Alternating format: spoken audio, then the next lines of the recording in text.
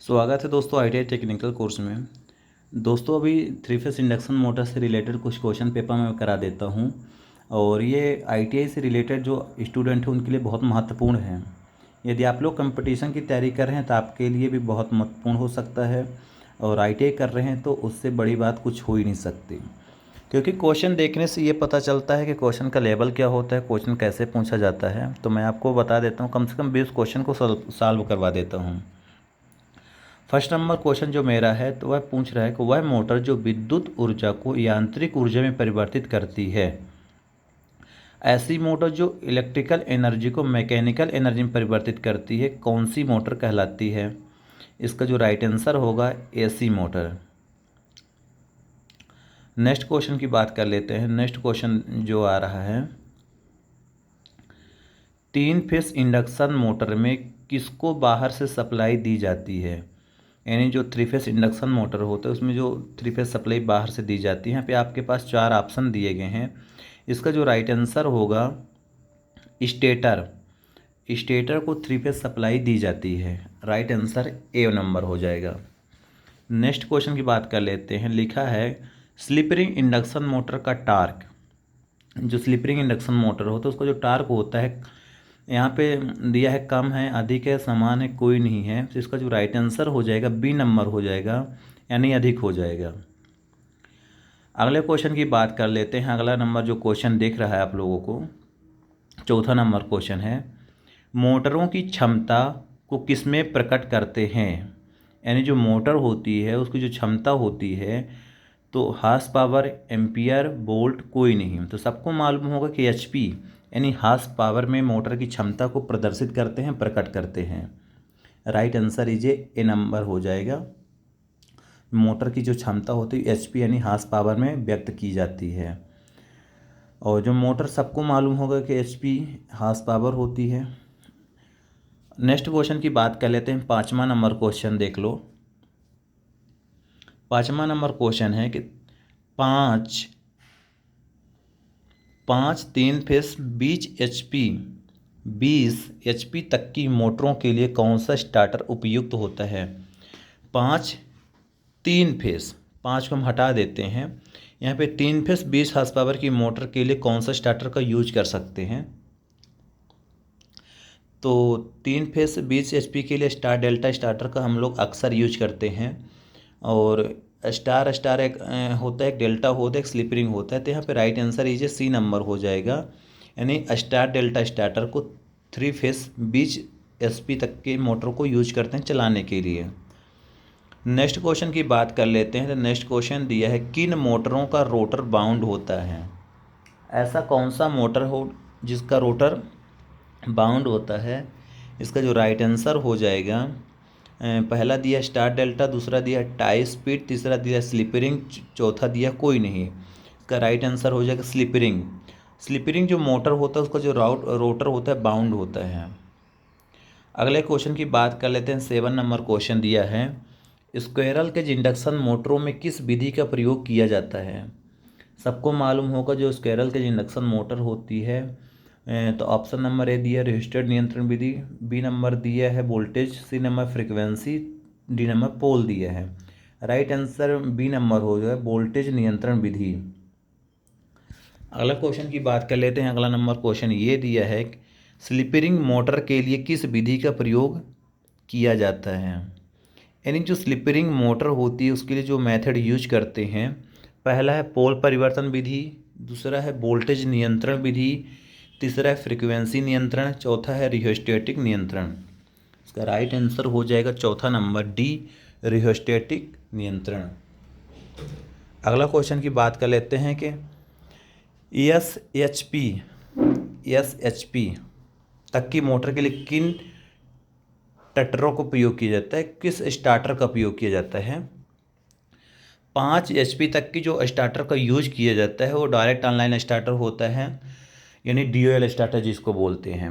यहाँ पे थोड़ा सा मिस्टेक होगा प्रिंट में। तो यहाँ पे आपको 5 हार्स पावर तक की मोटर के लिए जो स्टार्टर का यूज करते हैं वो होता है स्टार डेल्टा स्टार्टर। ये जो होता है 10 हार्स पावर के लिए होता है। ऑटो ट्रांसफार्मर जो होता है तो और हैवी के लिए होता है। 5 हार्स पावर जो होता है एक्चुअली 10 ड्यूल स्टार्टर के लिए यूज किया जाता है। अगला क्वेश्चन है कि 20 HP तक की मोटर के लिए किन स्टार्टर का प्रयोग किया जाता है। यहाँ पे फिर से थोड़ा मिस्टेक है, तो आप लोग को देख लेना है कि जो मिस्टेक है, तो इसका राइट आंसर होगा star delta starter. 20 horse power की मोटर को चलाने के लिए स्टार डेल्टा स्टार्टर का यूज किया जाता है। अगला क्वेश्चन है कि सर्किट ब्रेकर मुख्यतः कितने प्रकार के होते हैं। सर्किट ब्रेकर, सीबी जिसको बोलते हैं, नहीं सर्किट ब्रेकर, तो इसका राइट आंसर होगा 3 नंबर, यानी सी होगा। यानी 3 प्रकार के सर्किट ब्रेकर होते हैं। अगला क्वेश्चन देख लीजिए। अगला क्वेश्चन क्या बोल रहा है, 12वां नंबर क्वेश्चन। 12वां नंबर क्वेश्चन ये बोल रहा है कि 11 kV से अधिक वोल्टेज पर कार्य करने के लिए किस सर्किट ब्रेकर का प्रयोग करते हैं। यानी 11 kV की जो लाइन है या सर्किट ब्रेकर है, उसको प्रयोग करने के लिए जिस सर्किट ब्रेकर का यूज करते हैं, उस सर्किट ब्रेकर का नाम बताना है।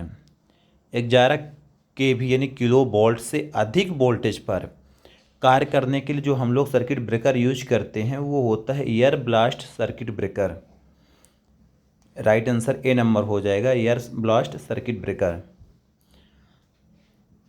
अगला क्वेश्चन है क्रॉस आर्म पर फिट किए जाने वाले उपकरण को क्या कहते हैं। सबको मालूम होगा खंबे के ऊपर जो क्रॉस आर्म लगी होती है, इंसुलेटर है, पोल है, सर्किट ब्रेकर है, टावर है। यानी जो क्रॉस आर्म पर इंसुलेटर का ही यूज अक्सर किया जाता है। अगला क्वेश्चन है लो वोल्टेज अधिकतम कितने वोल्ट तक होता है। यानी जो लो वोल्टेज होता है सबसे ज़्यादा अधिकतम कितने वोल्ट तक यूज करते हैं। तो लो वोल्टेज जो होता है तो अक्सर 220 वोल्ट के लिए होता है, यानी 220 वोल्ट के लिए बनाया जाता है low voltage. Right answer B number हो जाएगा। अगला क्वेश्चन है 15वां नंबर। ओवरहेड लाइन के सभी चालकों की ब्रेकिंग स्ट्रेंथ कम से कम कितने किलोग्राम होनी चाहिए।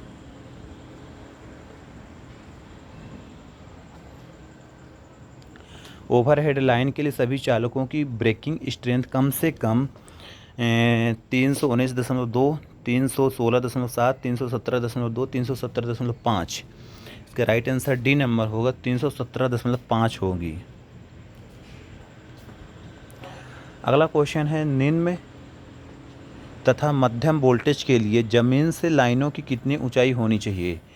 निम्न तथा मध्यम वोल्टेज के लिए लाइन की कितनी ऊंचाई होनी चाहिए। निम्न तथा मध्यम के लिए जो दिया गया है,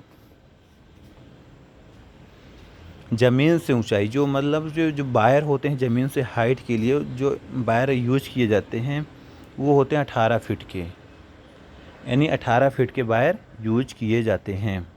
अगला क्वेश्चन है निम्न तथा मध्यम वोल्टेज की लाइन के लिए 2 पोलों के बीच कितनी दूरी होनी चाहिए। निम्न तथा मध्यम वोल्टेज की लाइनों के लिए कम से कम कितने दूरी होनी चाहिए, 67 मीटर दूरी होनी चाहिए। अगला क्वेश्चन है किन्हीं 2 पोल या टावरों के बीच आपसी दूरी को क्या कहते हैं। किन्हीं 2 पोल और टावर के बीच आपसी दूरी को सैग, लाइन, स्पैन, कंडक्टर, उसको स्पैन बोला जाता है। राइट आंसर सी नंबर होगा। अगला क्वेश्चन है 66 kV वोल्टेज का ज़मीन से न्यूनतम अंतर कितना होता है। इसका जो राइट आंसर होगा 66 वाले का 6 मीटर, 7 मीटर, 8 मीटर, 9 मीटर। तो इसमें से जो इसका जो राइट आंसर होगा 7 मीटर होगा। अगला क्वेश्चन की बात करें तो अगला क्वेश्चन दिया है 11 किलो वोल्ट से 33 किलो वोल्ट तक के वोल्टेज के लिए किस केबल का प्रयोग किया जाता है। यानी जो 11 किलो वोल्ट से 33 किलो वोल्ट तक के लिए जो केबल होती है वो केबल होती है super tension cable. Super tension cable का ही यूज किया जाता है 11 से 33 किलो वोल्ट लाइन के लिए। यानी राइट आंसर इसका डी नंबर होगा। दोस्तों जी आप लोग देख लेना, क्वेश्चन बहुत अच्छे क्वेश्चन आए हुए हैं, ठीक है ना।